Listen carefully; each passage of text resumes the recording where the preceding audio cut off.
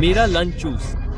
उनके सामने वाला आदमी एकदम सटीक निशाना लगाने वाला टॉप शार्प शूटर था। फिर भी शूटिंग टेस्ट के दौरान उसने जानबूझकर अपने निशाने चूक दिए। अगला फिजिकल टेस्ट और भी बेतुका था। सिर्फ 3 बेंच प्रेस के बाद उसने कहा कि उसकी ताकत खत्म हो गई है। सबसे आसान पार्किंग टेस्ट में भी वह डिब्बों से टकराने के बाद ही रुका, और फिर भी इतने घटिया दयनीय नतीजों के साथ वह किसी तरह सुरक्षा मूल्यांकन के लिए पासिंग लाइन पर आ गया। 70%।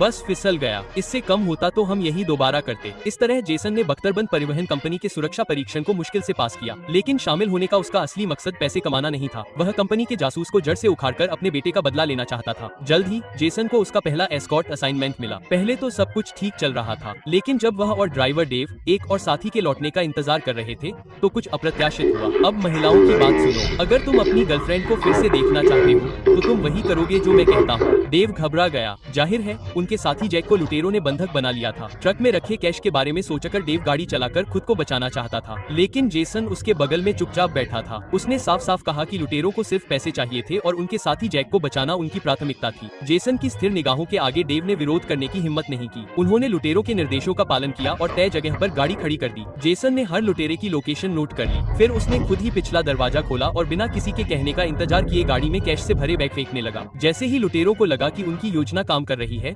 जेसन ने जानबूझकर एक बैग जमीन पर फेंक दिया। यह देखकर उनमें से एक उसे उठाने के लिए गाड़ी से बाहर भागा। माफ करना दोस्त।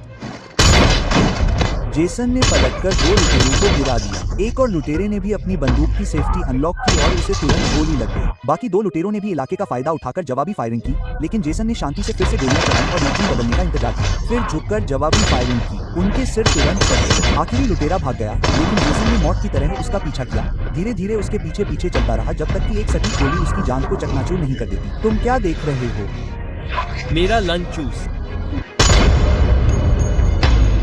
इस निर्दयी दृश्य को उसके आने वाले सहयोगियों ने देखा, जो जेसन की निशानेबाजी से इतने चकित थे कि उन्हें अपने कौशल पर संदेह होने लगा।